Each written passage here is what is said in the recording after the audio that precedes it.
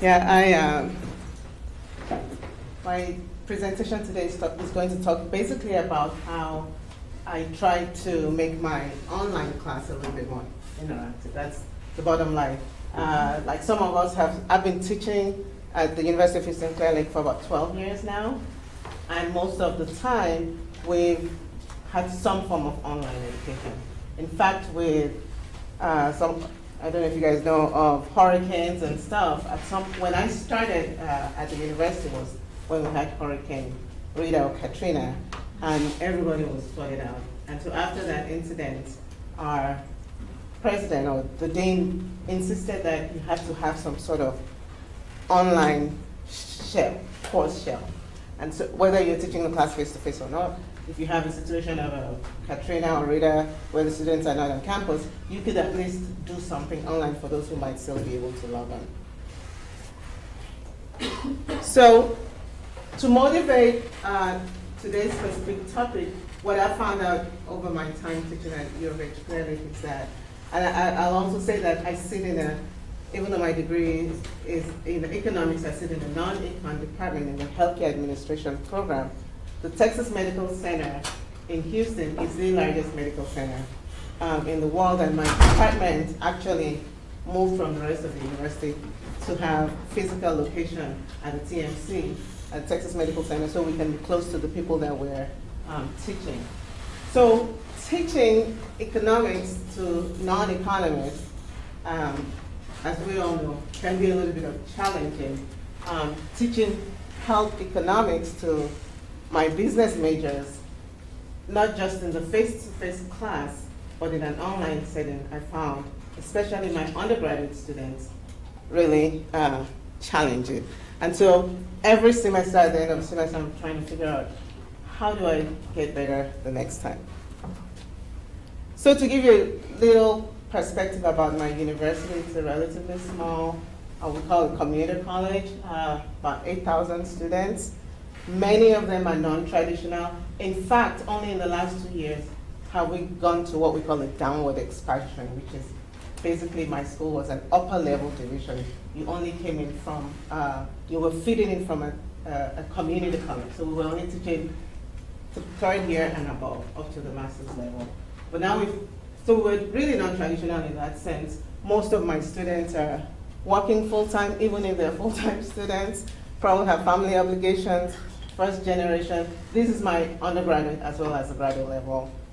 Really busy. And so what our university has done is to try to meet their needs. And I teach both my undergraduate and graduate level healthcare economics classes. We alternate the mode of teaching across semesters. So I might be teaching the undergraduate health economics class face-to-face this semester, and then the next time I'm teaching it online, because there are some students who can't take it face-to-face. And sometimes I teach it at the 4 o'clock time or at the 7 p.m. time. So the thing I like the most about my university is I never have to have an 8 o'clock class in the morning. So 4 o'clock is the earliest. And we have a 16-week semester. And so this particular class that I find challenging the most out of all my classes is my undergraduate health economics class. And part of the reason, just to give you a background of the students, is that we have 2 undergraduate degrees that I'm teaching to primarily, and they're the traditional business undergrads who are getting a BS in healthcare administration.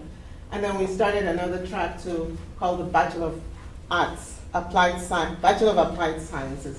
And this was really for the people who've gone to the community colleges to get a clinical or an associate allied healthcare and don't have any business background at all in terms of their classes, but they now decide, I don't want to be a nurse tech or radiologist any longer. I want to get a degree in healthcare administration. And so they have even less business courses background. So my class is usually filled with both of those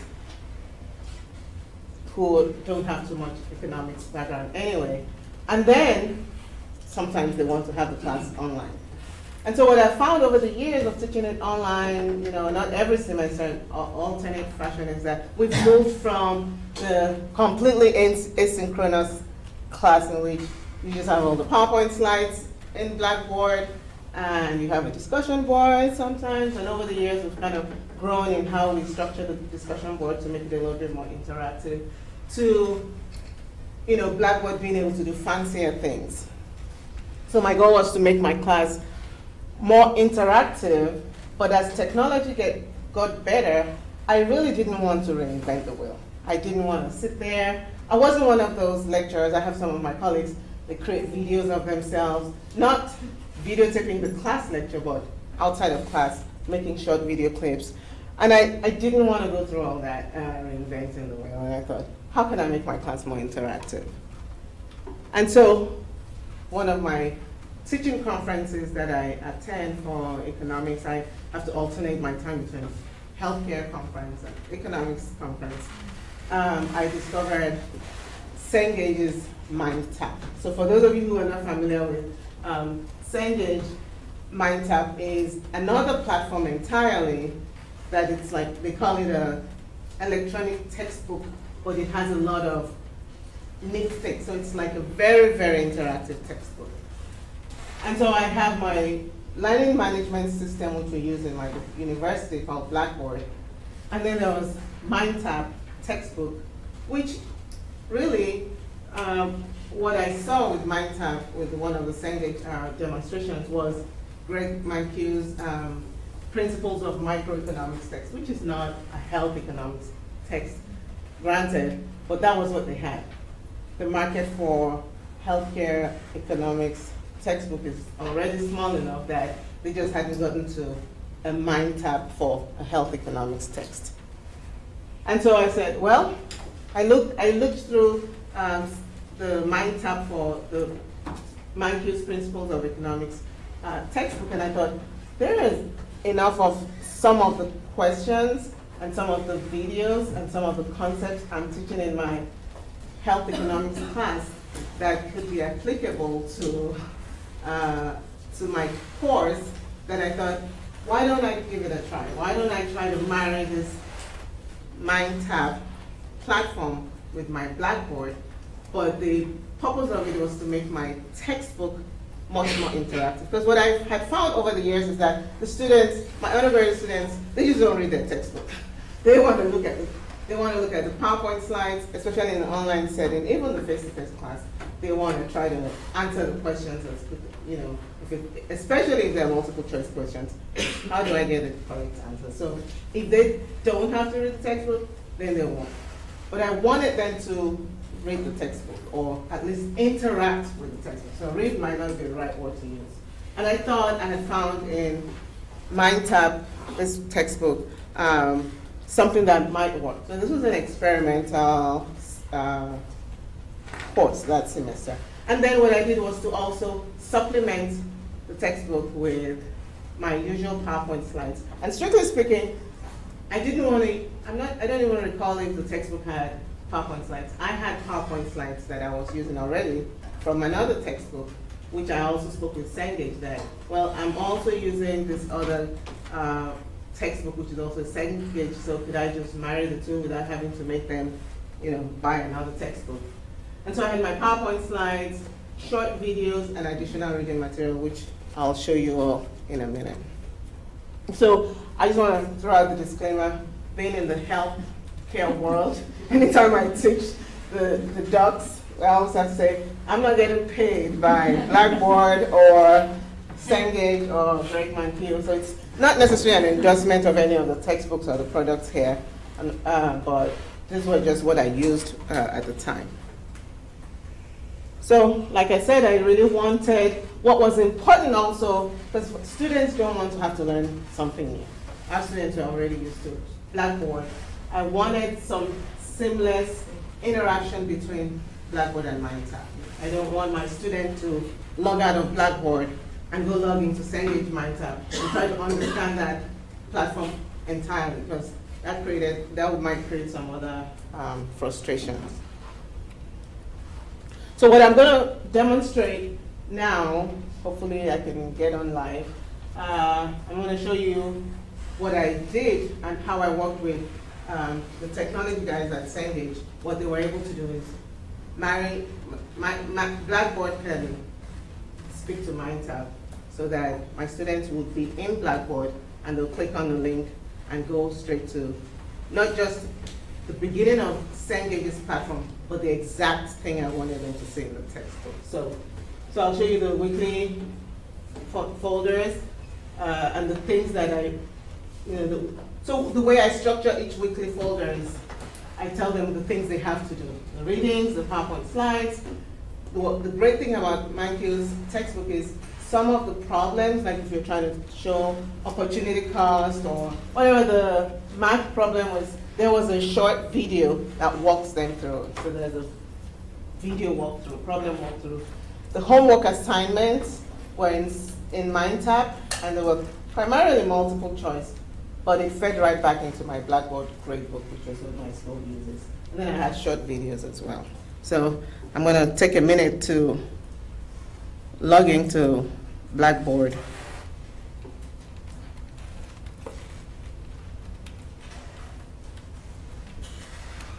So I tried to log on earlier, but I realized that if I did that, it would log me out due to inactivity. That's why I didn't do that ahead of time.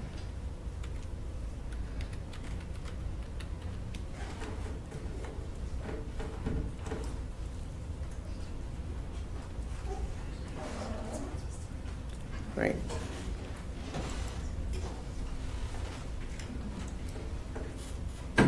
So this is my Blackboard course. Actually, I should go back.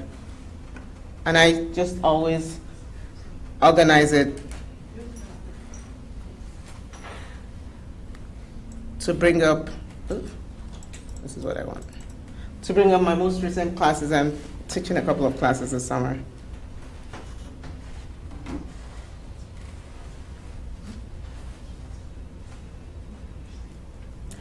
So the first thing I did, because this is the first time they're saying it, I gave them how to use their e-textbook. So the textbook was an e-textbook, and I didn't give them an opportunity to buy a physical textbook. You just had to buy the e-textbook, and that was one of the gripes I got from my students. Why can't I buy an e-textbook, my physical textbook, or why can't I print? I think they had an option to print some of the pages from that. And so the table of contents is usually the most important thing in the class. And I organized it on a weekly folder. So there's 16 weeks in the semester. The other thing to mention in my school, for accreditation purposes, all our fully online classes, students have to either physically come on campus to take their exams face-to-face, so just to reduce cheating, or if you absolutely can't do that, then you have to have a proctored exam where you go through an organization like ProctorU.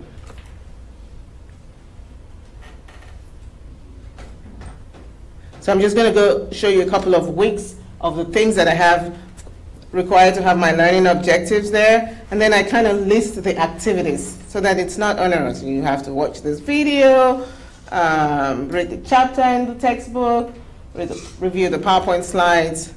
There was also some short videos. Most of my videos are under 7 minutes long, 5 to 7 minutes, or 3 minutes. And sometimes I tell them that. So I'm just going to click on the MindQ, the textbook, so you can see what it does. So the student gets to click here, and you can tell this is the Cengage thing, because it goes there.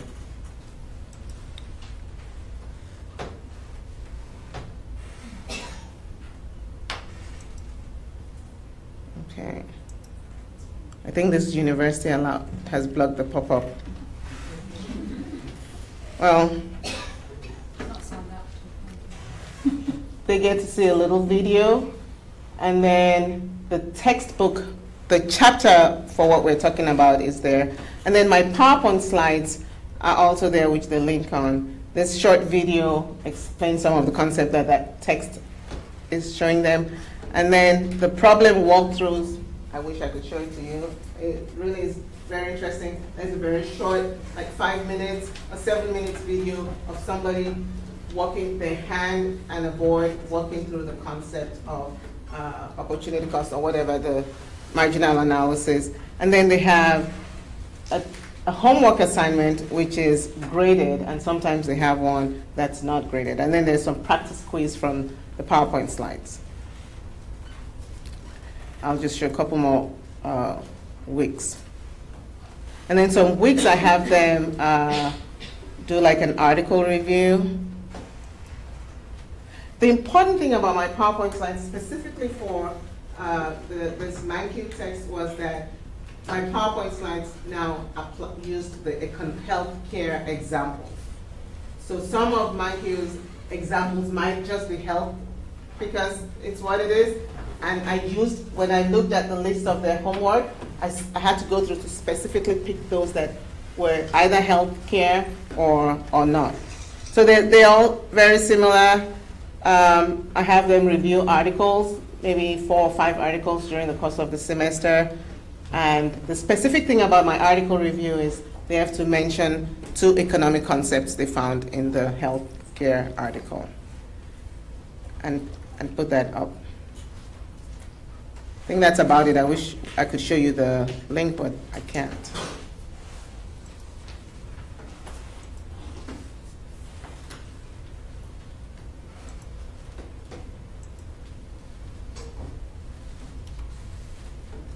So those are just showing you the same thing I just did.